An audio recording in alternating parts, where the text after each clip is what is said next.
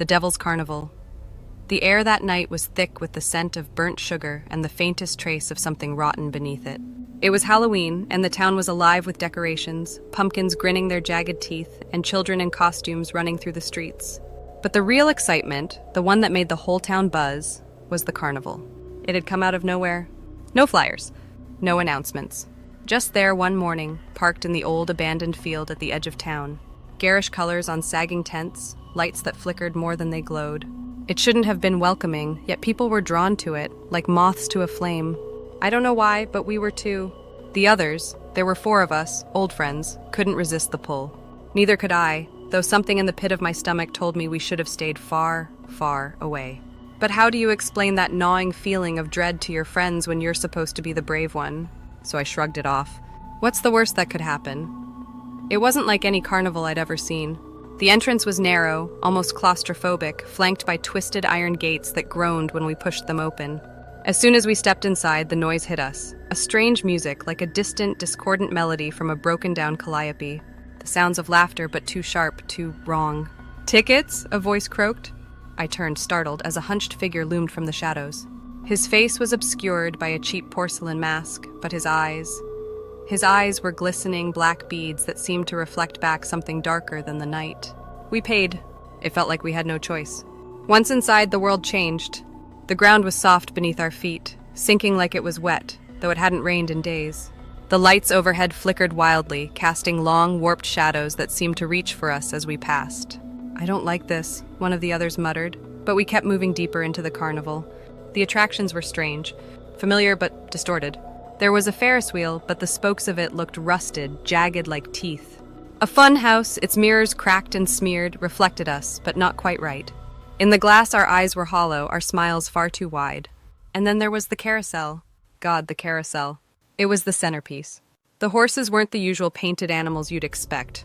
No, these were creatures that shouldn't exist. Twisted, gnarled things, their bodies all wrong, limbs too long, jaws stretched too wide. And yet kids were riding them, laughing. We should have turned around then. I should have said something. But we pressed on, drawn to it all. Pulled in, like everyone else. "What's this?" one of the others called out, pointing ahead. It was the maze. Tall walls of old wooden planks and canvas, winding deeper into the carnival's heart. A sign hung overhead, swaying gently in the breeze. The Labyrinth of Nightmares. "Dare you to go first," I heard someone say, a laugh in their voice. We didn't think twice. It's what we did, laughed, dared each other, pushed limits. We were invincible, right?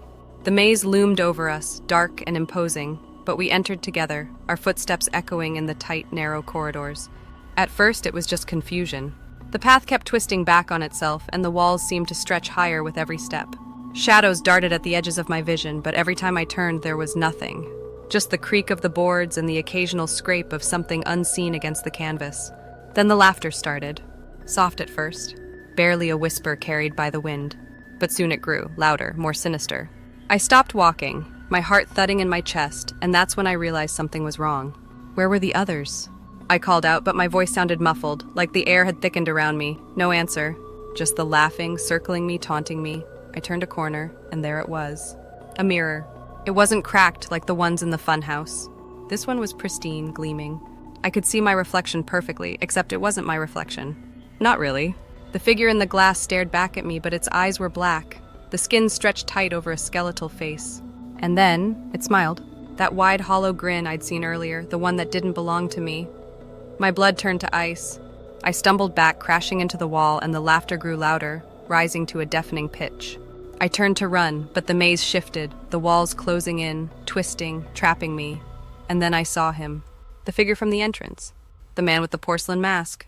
But now, the mask was gone, revealing a face so grotesque, so twisted in malice that my throat locked in terror. His eyes were pits of darkness, hollow and endless. "Welcome," he rasped, and the word hung in the air like a curse. Behind him, the shadows began to move, and I realized, with a cold sweat prickling down my spine, that we were never meant to leave. Not alive, at least. The carnival hadn't come to entertain. It had come to claim us. And one by one, it was going to take us all. The world shifted around me as I stumbled back from the figure, my legs barely obeying the command to run. The maze seemed to close in tighter with every breath, the walls breathing, pulsating like some living organism. My heart pounded in my chest, each beat a drum of panic. I didn't know where I was going. I didn't care. I just needed to get away from him, the thing that had spoken to me with that voice, that face. God, that face. It wasn't human. It couldn't be human. The laughter followed me, growing louder, echoing in ways that didn't make sense. Sometimes it was behind me, sometimes it came from the walls themselves, or from above, as if the very air was mocking my terror. I called out again for the others, my voice cracking. No response. The thought hit me like a sledgehammer. What if they were already gone? What if the carnival had already claimed them, swallowed them whole like it was doing to me? I took a sharp turn, careening around the corner, and slammed into something solid. The impact knocked the wind out of me, and I stumbled back, blinking in the dim, flickering light. It wasn't a wall. It was one of my friends. His eyes were wide, too wide, the pupils dilated in terror. He didn't move, didn't speak. His mouth hung open as if he were trying to scream, but couldn't. His body was frozen in place, his arms contorted at odd angles, his fingers twitching. I shook him. "Hey, wake up! We've got to get out of here!" But he didn't move. His skin was pale, waxy, like he was made of something other than flesh. That's when I noticed the marks on his face, long, jagged slashes like claw marks raked across his cheeks and neck. Blood oozed slowly from the wounds, too slow. This wasn't real. It couldn't be real, but it felt real. I stepped back, my stomach lurching, bile rising in my throat. The air around me grew colder, freezing my breath as I exhaled. And then in the silence, I heard it. The sound of something dragging across the ground. Slow. Deliberate. I turned, slowly, every instinct in my body screaming at me not to, but I had to see. I had to know. At the far end of the maze's narrow corridor, something was coming. It slithered, its body long and twisted, covered in what looked like rotting carnival garb. Its head was a grotesque mask sewn together from scraps of flesh, with dark sunken holes where eyes should have been. It moved toward me, pulling itself along with hands that were too large, too many fingers, the tips of them scraping against the dirt and wood. Each movement sent a shiver through the ground, a low, unnatural growl vibrating in the air. I couldn't move, couldn't breathe. I was trapped in its gaze, frozen like my friend. But something inside me, some primal, animalistic part, kicked in, and I ran. I ran as fast as I could, my footsteps pounding against the soft ground, each step sinking deeper than the last, like the earth itself was pulling me down. I could hear it behind me, the dragging sound growing faster, more frantic, the growls becoming a guttural, choking laughter. My mind was racing. How had we even gotten here? Why had I ever stepped foot into this nightmare? Then, without warning, the ground gave way beneath me. I fell hard, slamming into a pit, the air knocked from my lungs. Darkness swallowed me, the world spinning as I struggled to orient myself. I couldn't see, could barely breathe, but I wasn't alone. A faint rustling sound came from the shadows, soft at first, almost like the wind. But it grew louder, sharper, like the scrape of nails on glass.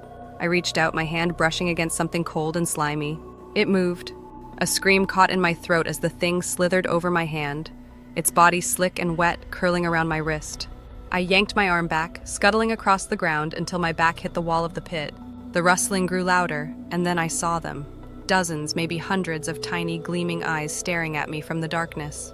They were everywhere, crawling, creeping, circling me. I scrambled to my feet, clawing at the dirt walls, trying to find a way out, but there was no escape. The pit was too deep, too steep. And then, as if summoned by my desperation, the air above the pit shimmered, warping like a mirage. The figure from before, the one in the mask, appeared again, standing at the edge, looking down at me. His face, twisted into something that might have been amusement, might have been hunger. "You've made it far," he said, his voice a low rasp. "But not far enough." The pit began to close in around me, the walls moving, shifting like they were alive. The ground beneath me trembled, and from the center a hand, long, bony, with fingers too sharp to be human, emerged from the earth. It grasped at my ankle, pulling me down, the grip icy cold, and I felt the sharp sting of nails digging into my skin. I screamed, kicking, fighting, but it was no use. The hand tightened its grip, dragging me down into the earth. The last thing I saw before the dirt closed over my head was the figure standing above, watching. And he was smiling. Then everything went dark. I awoke in darkness. No, not darkness. Something worse. It was like being submerged in ink, thick and choking, the air stale and suffocating. The grip on my ankle was gone, but the coldness it left behind lingered, sinking into my bones. My heart raced as I blinked, trying to force my eyes to adjust. There was nothing but black. No sound, no light, just the crushing weight of silence. I reached out, my fingers trembling as they brushed against something damp and soft. The ground? No, not ground. It pulsed, almost like a heartbeat, rising and falling beneath my touch. Where was I? I scrambled to my feet, the slick surface beneath me shifting with each movement. I had to get out, had to find the others if they were still alive. The thought clawed at my mind, a jagged edge of panic threatening to cut through any hope I had left. Were they even still here? Had they ever been real in this nightmare? I forced myself to move, my hands outstretched, feeling my way through the blackness. There had to be a way out. There had to be. A sound, so faint I almost missed it, pierced the silence. A soft rhythmic tapping. Like footsteps, but too slow, too deliberate. It echoed all around me, making it impossible to tell where it was coming from. I froze, my pulse quickening. It grew louder, the tapping, like bones tapping against metal. Closer. It was coming closer. Then, from the void, a light flickered. A single, dim bulb hanging from a wire, swinging slightly, casting just enough light to make out the room around me. I was in a tent. No, not a tent. A cavernous room draped in rotting canvas, the walls sagging inward. The floor beneath me was flesh-like, wet and pulsating, and I recoiled in horror. It wasn't the carnival anymore, but it wasn't not the carnival either. I wasn't alone. In the dim light, I could see something standing at the far end of the room. At first, it was just a shape, a silhouette, but as the bulb swung, casting long, eerie shadows, I saw it clearly. It was one of the carnival's creatures, a twisted thing, half human, half something else. Its body was misshapen, its skin stretched taut over spindly limbs that were far too long, and its head was split in two, a grotesque grin etched into each side. Its eyes, black pits like the masked man's, locked onto mine, and it began to move toward me, dragging something behind it. I stepped back, the floor squishing beneath me as I felt my heels sink into the fleshy ground. My heart hammered in my chest. The thing moved with a slow, deliberate grace like it had all the time in the world. And in its hand, it held what looked like a doll. But it wasn't a doll. It was my friend, or what was left of him. His body was limp, his skin pale and ashen, his limbs twisted at impossible angles. His eyes stared vacantly ahead, lifeless, and I could see the same jagged claw marks on his face, carved deep into his flesh. Blood dripped from the wounds, pooling on the ground with a sickening squelch. I couldn't scream. My voice was trapped somewhere deep inside me, strangled by the terror that gripped my throat. The thing grinned wider, its split face stretching grotesquely, and then it spoke in a voice that wasn't a voice at all. It was a whisper, a hiss, like the wind through dead leaves, yet I understood it perfectly. "Do you see now?" it rasped, its eyes gleaming with malice. "You were never meant to leave." I backed away, my mind racing, trying to make sense of it all. There had to be a way out. There had to be. I turned, frantically scanning the walls for any sign of an exit, but they were closing in on me, the canvas growing darker, the flesh beneath me tightening, constricting, like a living thing preparing to swallow me whole. The bulb flickered again, and in that brief flash of light, I saw something else. A door. A small, crooked door at the far end of the room, hidden behind folds of rotting fabric. Without thinking, I ran for it, the thing's laughter echoing behind me, bouncing off the walls in that strange, distorted way. The door seemed to recede with every step I took, growing further away the faster I ran, but I didn't stop. I couldn't stop. Just as I reached the door, I felt a cold, bony hand wrap around my wrist. I whipped around, expecting to see the creature, but it wasn't the twisted thing that had been chasing me. No, this was different. It was him, the man from the entrance. The one in the mask. Only this time he wasn't wearing the mask. His face was a nightmare, a grotesque, contorted visage of something inhuman. His eyes were hollow pits, his mouth stretched into a jagged grin that split his face wide open, revealing rows of sharp, broken teeth. "You can't leave," he whispered, his voice sickly sweet, like he was savoring each word. "The carnival isn't done with you." With a strength that defied his frail appearance, he yanked me back, pulling me toward him. The room around us seemed to collapse inward, the walls folding in like paper, the floor quaking beneath my feet. I thrashed, trying to break free, but his grip tightened, digging into my skin with a force that sent waves of pain shooting up my arm. His face was inches from mine now, and I could feel his breath, cold and rancid, on my skin. "You belong to us," he hissed, and with that, he shoved me backward, into the door. I fell through it, tumbling into the blackness beyond, the world spinning out of control, and as I hit the ground, I realized with dawning horror where I was. The carnival, but not the one we had entered. This was something else, a deeper level of it, the heart of the darkness. The rides were still there, but they were wrong, rusted, broken things, dripping with something thick and red. The tents were torn and twisted, their fabric stained with the same dark liquid. And the screams, they were everywhere, echoing from every corner of the grotesque landscape. My breath came in ragged gasps as I staggered to my feet, the horror of it all washing over me in waves. There was no way out. No escape. I turned, desperate, and saw the others. They were standing in the distance, watching me, but something was wrong. Their eyes, empty. Their faces, slack, lifeless. They were no longer my friends. They were prizes, and I was next. The ground beneath my feet was soft, squelching with every step. The air reeked of decay, and the carnival seemed to stretch on endlessly, a hellish landscape that twisted and bent in ways that defied logic. The rides were warped beyond recognition, and the laughter of the crowd had morphed into distorted, haunting cries that sent chills crawling up my spine. But I couldn't stop now. Ahead of me, my friends stood motionless, their eyes blank, their faces expressionless. The emptiness in their gaze hit me like a punch to the gut, but something deep inside me stirred, a flicker of hope. They weren't gone. Not completely. There was still a chance. There had to be. I didn't know how to fight this thing. Whatever the carnival truly was, it wasn't human. It wasn't bound by the same rules. But that flicker of hope, that tiny spark of defiance, was enough to keep me moving forward. I pushed through the twisted rides and broken tents, my heart hammering in my chest, and I called out to them. "Hey! I'm here! We're getting out of this!" My voice felt small in the vast, warped space, but I kept shouting. "This place doesn't own us!" The ground trembled beneath me, the air thickening with a strange, suffocating energy. The carnival wasn't happy. I could feel it pushing back, tightening its grip, trying to pull me down. But I wasn't giving in. Not this time. As I stumbled closer to my friends, I saw it. Behind them, the man, the demon, with the twisted face. His grin was wider now, his teeth sharper, but there was something in his eyes. A flicker of doubt. He hadn't expected me to resist. He thought I'd fall just like the others, swallowed whole by the carnival's darkness. But I wasn't falling. Not anymore. "You think you can save them?" the demon rasped, his voice slithering through the air like a blade. "You think you can escape?" His face twisted into something even more grotesque, but I didn't back down. "I don't think," I shouted, my voice stronger than I felt. "I know we're getting out." The demon's eyes narrowed, his grin faltering, and the ground beneath us buckled violently. But something else was happening too. A light, soft, warm, and golden, began to pulse in the distance, faint but growing stronger with each second. It wasn't part of the carnival. It wasn't part of the darkness. It was hope. I felt it surging inside me, filling my chest with a warmth I hadn't felt since we first entered this nightmare.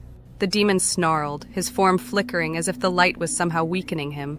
I reached for my friends, grabbing hold of their arms. Their skin was cold, lifeless, but as the light grew, I felt warmth return to them, little by little. Their eyes, once hollow and dark, began to flicker with life again.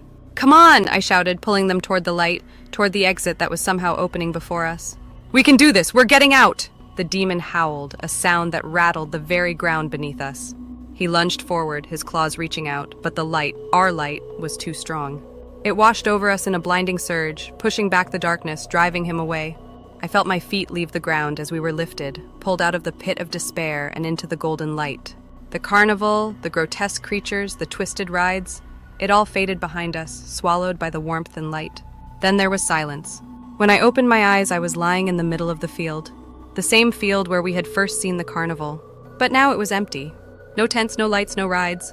Just the faint smell of grass and the distant sound of crickets. I sat up, blinking in the soft moonlight, and saw my friends beside me. They were awake, confused, but alive. Their eyes, clear, full of life, met mine, and we exchanged silent looks of disbelief. We were free. The nightmare was over. "Is it gone?" one of them asked, his voice shaky but real. I nodded, feeling a weight lift from my chest. "Yeah, it's gone." We stood together, the cool night air brushing against our skin, and for the first time since we had entered that hellish carnival, I felt peace. The terror was behind us. Whatever had controlled that place, those demons, that darkness, they had been defeated. We started walking, moving slowly at first, as if unsure if it was really over. But as we reached the edge of the field, the sense of freedom washed over us completely. We had made it. We had survived. As we left the field behind, I glanced back one last time. For a moment, I thought I saw something, a faint shadow, a flicker of movement, but when I blinked, it was gone. The carnival had vanished. It wasn't coming back. And we were finally safe. We walked home in silence, the weight of the night still heavy on our shoulders, but lighter now. We had faced our worst fears. We had fought the darkness, and we had won. And as we walked into the warm glow of the town's lights, I knew one thing for sure. The Devil's Carnival would never take us again.